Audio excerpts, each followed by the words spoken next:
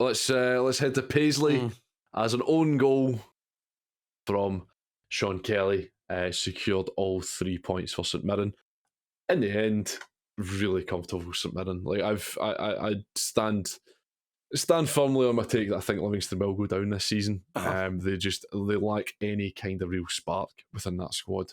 I don't know where it's going to come from. They keep losing games by really small margins, but again, they're never really in the game massively as well. So you get the impression of looking at it like, oh, so they're right on the cusp of just turning things round, but again, just never really one huge great opportunities for Livingston within the game.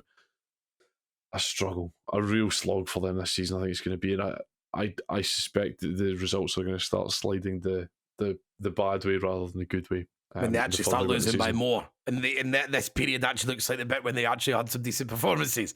And they're like, that's when it really worries me when that happens with a team. But they just, with the death, whatever he done to Joe Newbley over the summer, I mentioned before when he tried to punt him into anyone, that seems to have really affected him. He's now using him at right wing back. He can't drop him because they don't have anyone to replace him with, really. But Newbley, he's lost it. He doesn't go past people anymore. He doesn't take the ball in the tight areas anymore. He plays really on the periphery of the game, and that was the guy you were thinking, right, they've kept him. That's who they'll hang their hat on, and him and Anderson will do enough if that's going to happen. Even though I think a lot of us thought, because eventually it had to happen, they had to get relegated sometime.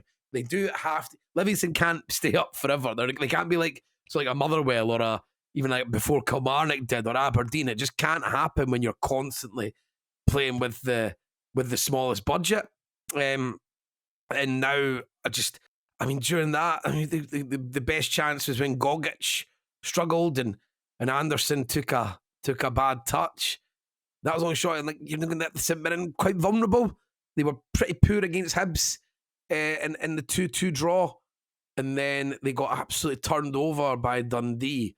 So this is like, it was the ideal fixture for them to come back to, and that's just, by the sounds of things, they had a bit of control, St Mirren, but they still didn't play particularly well. And obviously, Boyd Muntz bringing the one bit of huge quality in the game really, with the reverse pass. Increasingly impressed by him. He looks like a really nice find by St Mirren. Obviously, he scored an absolute screamer against Motherwell in the Cup, which ultimately he does from the League Cup. But just every time I see him, he offers a little bit more, and like you say, the bit of quality to play the ball through for this, for Tanser, for it as well. Just a really nice just awareness of exactly where everything is in the pitch, exactly where he is on the pitch, and just that wee clip into the space where if I put it there, there's only one winner from it. And then it's nice with Kilty coming off to the left-hand side as well. It's starting to be quite a nice little sort of trio between him, Tanser and Kilty, because Kilty's always been a player that's annoyed me, because I always wanted a bit more. Feel like injuries kind of held him back for a dose of the time as well. But and he works hard, so I'm like, it's not that side of it, which is what you think. It was just one of those in-between players where you didn't know he was, when they're just an attacker of some description, and then they start playing the centre midfield because they don't have enough output, and then it's like people just try to find them because they like them, because they do have a bit of talent.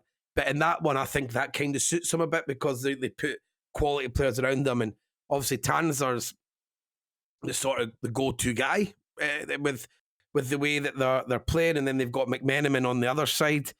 But with Taylor, Gogic and Fraser, I quite like it, because Taylor's got the pace to allow Tanser to play quite high up, which obviously brings the best out of Tanser for his crossing, and Taylor does all right with that. I know he had an absolute stinking game against Dundee, but apart from that, and there's still a sort of nearly decent balance out of that St Mirren side.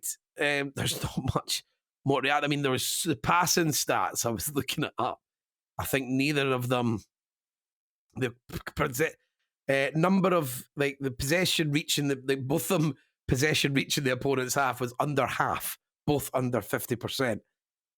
And average possession duration was 11 seconds for St Mirren and 9 seconds for Livingston. It's just that's not good. It can't be good.